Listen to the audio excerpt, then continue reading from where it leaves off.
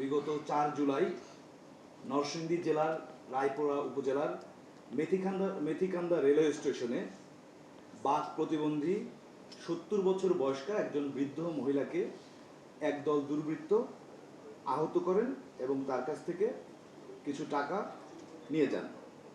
পরবর্তীতে 8 জুলাই দিবাগত রাতে নরসিংদী সদর হাসপাতালে নেওয়ার পথে উনি মর্মান্তিকভাবে মৃত্যুবরণ করেন।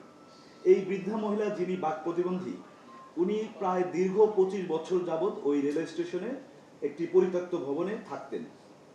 ওনাকে এলাকাবাসীও চিনতেন এবং তার প্রতি সদয় হয়ে তাকে বিভিন্ন সময় সাহায্য সহযোগিতা করতেন। স্টেশনে যে যাত্রীরা আসতেন তারাও সাহায্য সহযোগিতা করতেন। উনি নিজেও ছোটোখাটো কাজ করতেন এবং ওনার দীর্ঘদিনের সঞ্চিত অর্থ তার কাছে ছিল। এটা দুর্বৃত্তরা জেনে যায় এবং ধারণা করা যায় যে এই অর্থ নেওয়ার জন্যই তারা আসলে হামলা করে। পরবর্তীতে রেলওয়ে পুলিশ ভৈরব থানাতে ওই স্টেশনের যে সহকারী স্টেশন মাস্টার, তিনি বাদী হয়ে 380, 323 এবং 506 ধারা অর্থাৎ চুরি, জখম এবং হত্যা চেষ্টা মামলা দায়ের করেন। এই ঘটনা জানার পর আমরা ছায়া তদন্ত শুরু করি এবং ঘটনার গুরুত্ব বিবেচনায় আমাদের র্যাব 11 নরসিংদী ক্যাম্প তাৎক্ষণিকভাবে জড়িত হয় এবং মামলার তদন্তকারী কর্মকর্তার সহায়তা, গোয়েন্দা তথ্য প্রযুক্তির সহায়তা, ঘটনাস্থল পরিদর্শন, প্রত্যক্ষদর্শীদের তথ্য সংগ্রহ এবং ধারাবাহিক অভিযানের মাধ্যমে আমরা মোট 5 জনকে শনাক্ত করি এবং গ্রেফতার করি। প্রথমে আমরা 3 জনকে গ্রেফতার করি নরসিংদী জেলা থেকে।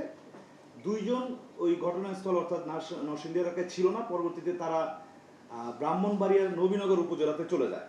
তখন আমরা আমাদের র্যাব 9 এর সহায়তায় ব্রাহ্মণবাড়িয়া থেকে গ্রেফতার করি। পরবর্তীতে তাদেরকে আমরা রেলওয়ে পুলিশ ভৈরব থানায় হস্তান্তর করেছি এবং তদন্ত কার্যক্রম চলমান আছে। গ্রেফতার করে আসামিদের বিরুদ্ধে প্রয়োজনীয় আইনানুগ ব্যবস্থা গ্রহণ শেষে প্রেরণ করি এবং আপনারা জেনে থাকবেন যে দেশের আইন শৃঙ্খলা রক্ষা এবং অপরাধ দমনে র্যাব অত্যন্ত পেশাদারিত্বের সাথে দায়িত্ব পালন করে যাবে। এখানে একটি বিষয় উল্লেখযোগ্য যে এই যে বৃদ্ধা মহিলা, যিনি আসলে ছিলেন একজন প্রতিবন্ধী, একটা বার্তা আমরা দিতে চাই যে যার জন্য কেউ নাই তার জন্য র্যাব, আইন শৃঙ্খলা বাহিনী এবং রাষ্ট্র রয়েছে। এবং এই ঘটনা অত্যন্ত মর্মান্তিক এবং আমরা আমাদের একটা নৈতিক দায়িত্ব মনে করি, যার কারণে আমরা অত্যন্ত পেশাদারিত্বের সাথে তাৎক্ষণিকভাবে সর্বাত্মক চেষ্টা চালিয়ে তাদেরকে আইনের আওতায় আনতে সক্ষম হয়েছে। আমার পক্ষ থেকে এতটুকুই। যদি আপনাদের কোনো প্রশ্ন থাকে। গ্রেফতার করা হয়েছে। তদন্তকারী কর্মকর্তা যদি মনে করেন যে আরও কারো সম্পৃক্ততা রয়েছে তাহলে তাদেরকেও আইনের আওতায় নিয়ে আসবেন বা গ্রেফতার করবেন। আমরা যেটা জানতে পেরেছি যে ওনার কাছে যে কিছু টাকা সঞ্চিত ছিল, এটা আসলে ওখানে যাদেরকে আমরা গ্রেফতার করেছি তারা জানতে পারে এবং এই 5 জনের মধ্যে 3 জনের পূর্বে মাদক সেবনের মামলা রয়েছে, অর্থাৎ তারা মাদকাসক্ত। তো ধারণা করা যেতে পারে হয়তো যেহেতু তারা মাদকাসক্ত এই জন্য তাদের হয়তো বা টাকার প্রয়োজন ছিল। আর তারা যেহেতু জেনে যায় যে এই বৃদ্ধা মহিলার কাছে টাকা রয়েছে এবং উনি তো কথা বলতে পারেন না, উনি বাক প্রতিবন্ধী, যার কারণে এই টাকা নেওয়ার উদ্দেশ্যেই তার উপর হামলা করে বলে ধারণা করা যায়।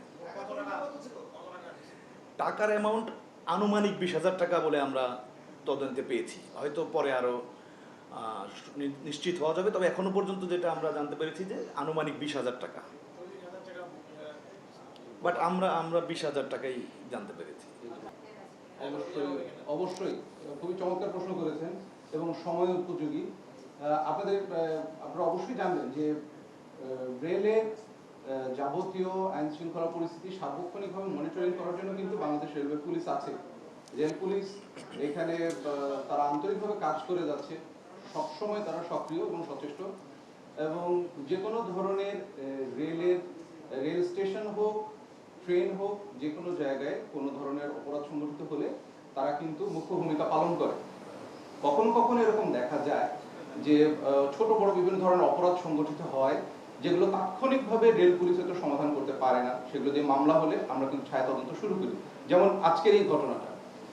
তো এই ধরনের ঘটনাতে যখন আমরা পরবর্তীতে আমাদের সর্বাত্মক প্রচেষ্টা থাকে যে দ্রুত যাতে আমরা কোনো লিড খুঁজে পাই এবং পেলে যাচাই বাছাই করে যে সম্পৃক্ত যে আসামি থাকে তাকে দ্রুত সময় আমরা আইনের আওতায় আনার চেষ্টা করি।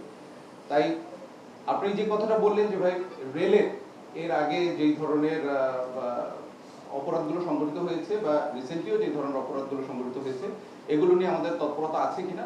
অবশ্যই আমাদের তৎপরতা আছে। আমরা আমাদের দিক থেকে সর্বোত্তম প্রচেষ্টা করে যাচ্ছি। আপনাদের কাছেও অনুরোধ থাকবে, যদি এই ধরনের কোনো বিষয় ঘটে এবং আপনাদের নজরে আসে, দয়া করে আমাদেরকে তথ্য দিয়ে সহযোগিতা করবেন, আমরা আমাদের সাধ্য মতন চেষ্টা করব। এই বিষয়ে আমি আপনাদের সবাইকে আন্তরিকভাবে ধন্যবাদ জানাতে চাই, কারণ এরকম একটা মর্মান্তিক ঘটনা, যে ঘটনা আজকে আমরা ভিডিও করছি নরসিংদী, এরকম একটা মর্মান্তিক ঘটনা কিন্তু আমরা প্রথমে সোশ্যাল মিডিয়ার মাধ্যমেই জানতে পারি এবং সোশ্যাল মিডিয়াতে এই বিষয়গুলো ব্যাপকভাবে সাড়া ফেলে। সারা দেশের মানুষ কিন্তু এই বর্বরোচিত হামলাটা দেখেছে এবং উনি অত্যন্ত অসহায় একজন দরিদ্র মানুষ ছিলেন। তাই অসহায়ের পাশে দাঁড়ানোর রাষ্ট্রের যেমন দায়িত্ব, আইন শৃঙ্খলা রক্ষাকারী বাহিনী হিসেবে এটা আমাদেরও দায়িত্ব।